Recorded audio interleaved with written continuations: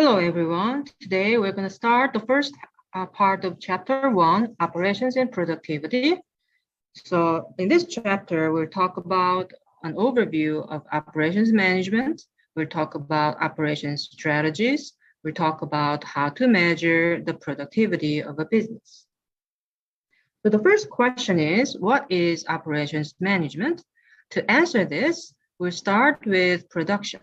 Production is the creation of goods and services, and operations management is concerned with the set of activities that create value in the form of goods and services by transforming inputs into outputs. Here we have some terminologies, inputs and outputs. So what do we mean by inputs and outputs? Here we have a business, sometimes we call it a process, and it takes inputs and transforms them into outputs. So what are the examples of inputs? For example, if you're running a restaurant, what are the inputs to your restaurant? So workers, we need waiters and chefs, equipment, we need tables, chairs, facilities, we need a dining hall, materials, you need ingredients, land, you need a parking space, energy, you need electricity, and the process takes all of these and transform them into outputs. So what are the outputs of this restaurant? Foods and services. So let's go back to the definition of operations management. Operations management is concerned with the set of activities that create value in the form of goods and services by transforming inputs into outputs. So what do we mean by the set of activities that create value? For example, if you're running a restaurant and selling hamburgers, what are the activities that create value? Let's say that the chef came up with a new dessert menu. Does it create value? Yes, a new menu might attract new customers, and that means more revenue. So creating a new dessert menu adds value. Let's take another example. Let's say that one of the servers just cleaned the dining hall, and the chef starts cleaning the dining hall again. Does this action create value? No, it's redundant. So it doesn't create any additional value. So in operations management, we're going to focus on the set of activities that create value. So the key question we have in this course is, how can we produce goods and services efficiently using the operations management tools such as forecasting, scheduling, quality management, project management, inventory management, and supply chain management. Now, so far we talked about products and services, goods and services. What's the difference between products and services? Products, goods are something that you can touch, and a service is something you cannot touch. For example, a book is a product, a laptop is a product. How about a service? Let's say you are taking a class at a university. You are getting education, and you can't touch education. So education is a service. So can you think of examples of goods and services? A book is a product, a laptop is a product, and education is a service. So the next question, what are the differences between goods and services? Select between a service or a good in each category. Tangible. Is this a characteristic of a service or a product? Can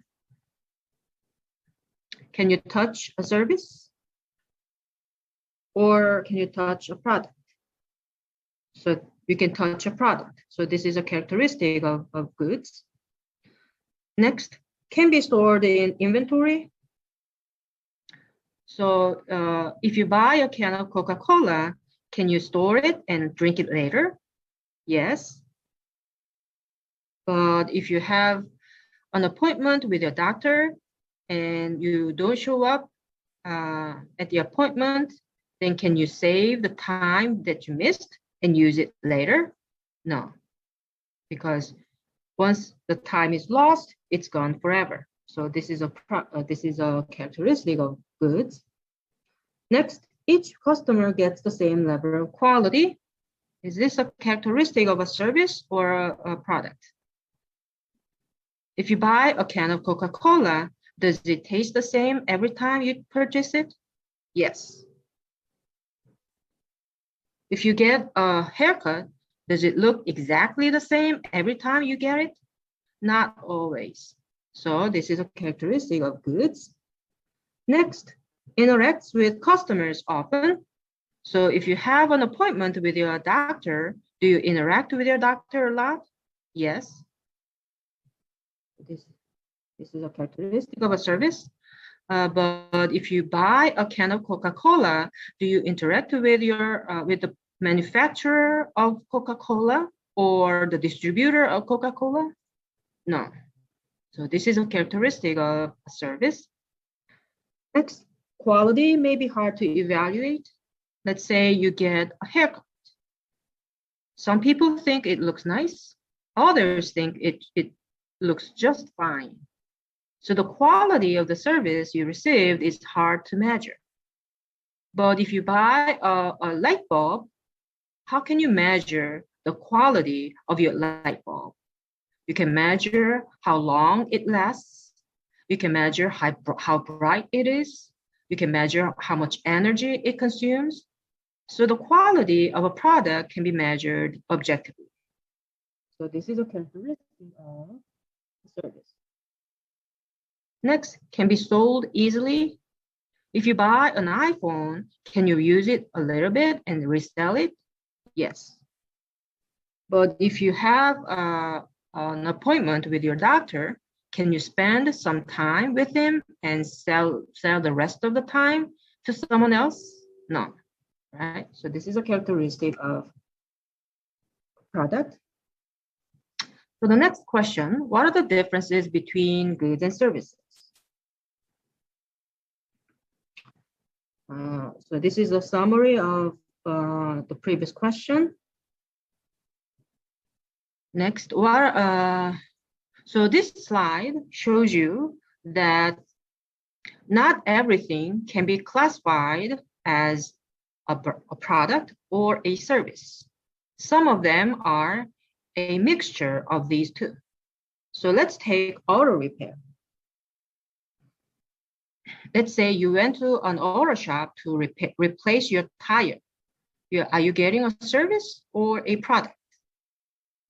You need to pay for the new tire, which is a product, but you also need to pay for labor, which is a service. So auto repair is partially product and partially service. So this graph shows you the percentage of jobs in the United States from each of these sectors: agriculture, manufacturing, and service. So the x-axis is the time from 1800 to 2025, and the y-axis is the percentage of workforce in each sector. The blue line is agriculture, which is declining. The light blue is manufacturing, which is also declining.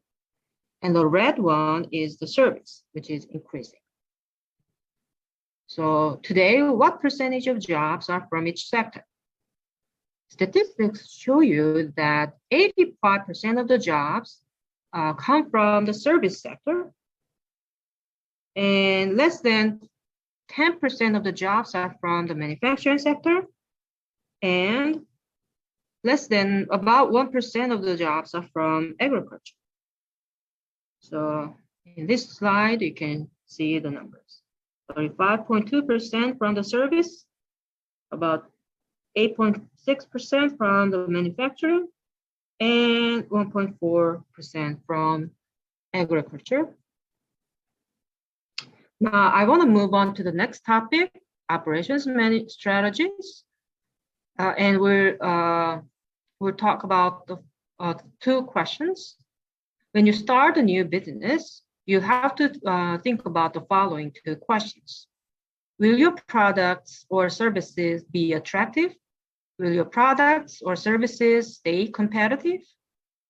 And to answer this, we need to think about the competitiveness of your product or service. So let me give you an exercise problem. Let's say you're taking a class at a university. It's lunchtime, but you didn't bring your lunchbox. So you need to go somewhere to buy lunch. Where would you go and why would you go there? Please pause this video, take a few minutes to think about this, and come back with your answer.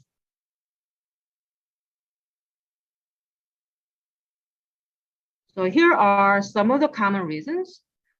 You want to go somewhere because it's cheap.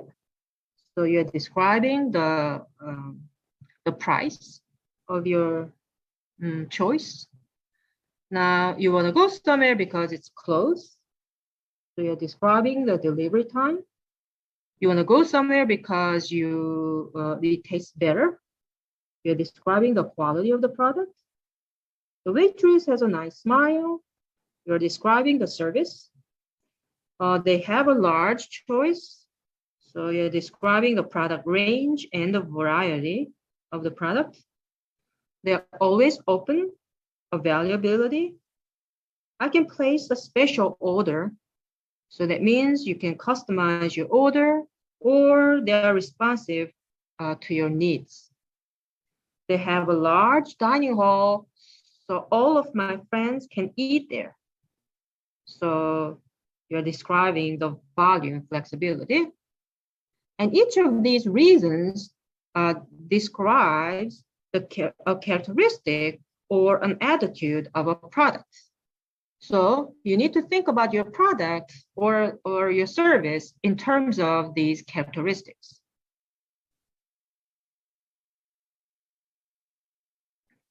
Let's try another exercise problem. How would you rate the two companies? Compare Whole Foods and Costco. Give a rating between 1 and 5 stars in each of the following characteristics. So you are comparing Whole Foods and Costco. First, in terms of the price, how many stars would you give? 5-star means you are very satisfied. 1 star means you are least satisfied. In terms of the price, I'm very satisfied with Costco, so I give 5 stars. Whole Foods, let's say 3 stars.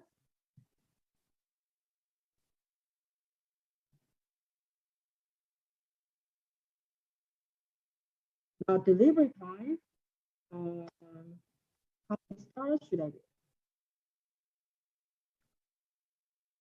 I think they're about the same.